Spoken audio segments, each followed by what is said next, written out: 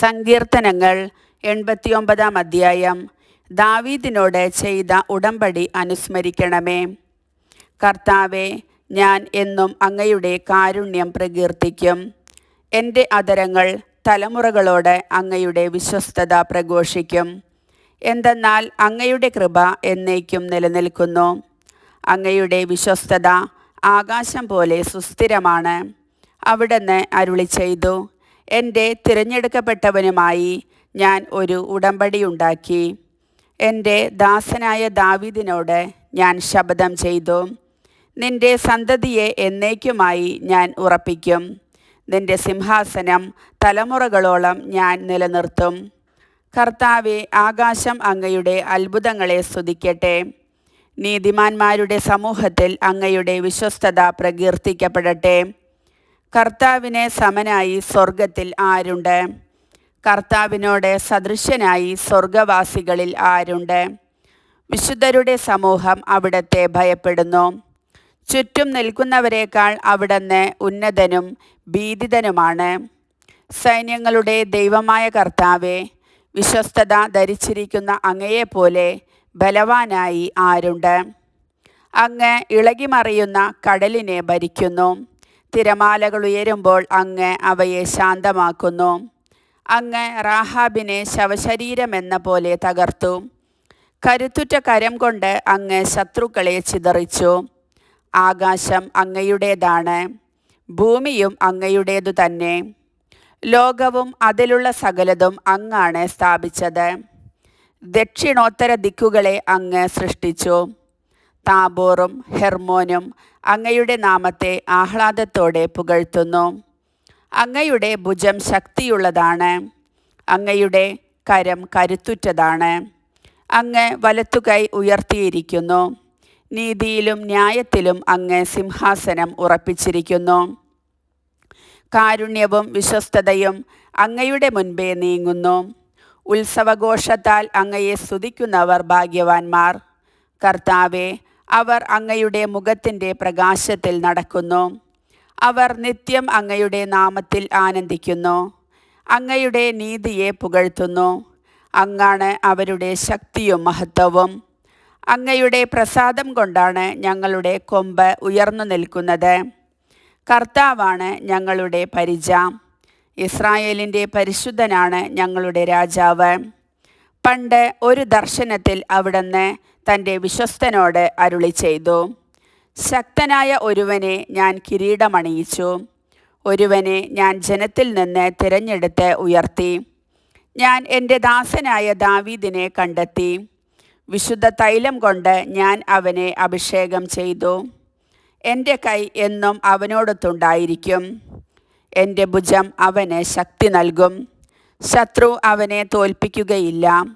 ദുഷ്ടൻ അവൻ്റെ മേൽ പ്രാബല്യം നേടുകയില്ല. അവൻ്റെ ശത്രുവിനെ അവൻ്റെ മുൻപിൽ വച്ചു തന്നെ ഞാൻ തകർക്കും. അവൻ്റെ വൈരികളെ ഞാൻ നിലം പതിപ്പിക്കും. എൻ്റെ വിശ്വസ്തതയും കാരുണ്യവും അവനോട് കൂടെ ഉണ്ടായിരിക്കും.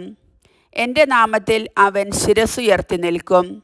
ഞാൻ അവൻ്റെ അധികാരം സമുദ്രത്തിന്മേലും അവൻ്റെ ആധിപത്യം നദികളുടെ മേലും വ്യാപിപ്പിക്കും. അവൻ എന്നോട്, എൻ്റെ പിതാവും എൻ്റെ ദൈവവും എൻ്റെ രക്ഷാശിലയും അവിടുന്നാണ് എന്ന് ഉച്ചത്തിൽ ഉദ്ഘോഷിക്കും. ഞാൻ അവനെ എൻ്റെ ആദ്യജാതനും ഭൂമിയിലെ രാജാക്കന്മാരിൽ അത്യുന്നതനും ആക്കും. എൻ്റെ കരുണ എപ്പോഴും അവൻ്റെ മേൽ ഉണ്ടായിരിക്കും. അവനോടുള്ള എൻ്റെ ഉടമ്പടി അചഞ്ചലമായി നിലനിൽക്കും. ഞാൻ അവൻ്റെ വംശത്തെ ശാശ്വതമാക്കും. അവൻ്റെ സിംഹാസനം ആകാശമുള്ളിടത്തോളം കാലം നിലനിൽക്കും. അവൻ്റെ സന്തതി എൻ്റെ നിയമം ഉപേക്ഷിക്കുകയും എൻ്റെ വിധികൾ അനുസരിക്കാതിരിക്കുകയും എൻ്റെ ചട്ടങ്ങൾ ലംഘിക്കുകയും എൻ്റെ കൽപ്പനകൾ പാലിക്കാതിരിക്കുകയും ചെയ്താൽ ഞാൻ അവരുടെ ലംഘനത്തെ ദണ്ഡുകൊണ്ടും അവരുടെ അകൃത്യങ്ങളെ ചമ്മട്ടി കൊണ്ടും ശിക്ഷിക്കും. എന്നാലും ഞാൻ എൻ്റെ കാരുണ്യം അവനിൽ നിന്ന് പിൻവലിക്കുകയില്ല. എൻ്റെ വിശ്വസ്തതയ്ക്ക് ഭംഗം വരുത്തുകയില്ല.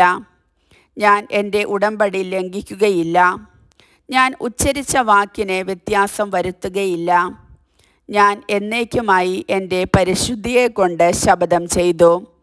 ദാവീദിനോട് ഞാൻ വ്യാജം പറയുകയില്ല. അവൻ്റെ വംശം ശാശ്വതമായും അവൻ്റെ സിംഹാസനം സൂര്യനുള്ള കാലത്തോളവും എൻ്റെ മുൻപിൽ നിലനിൽക്കും. അത് ചന്ദ്രനെ പോലെ എന്നേക്കും നിലനിൽക്കും. ആകാശമുള്ളിടത്തോളം കാലം അതും അചഞ്ചലമായിരിക്കും.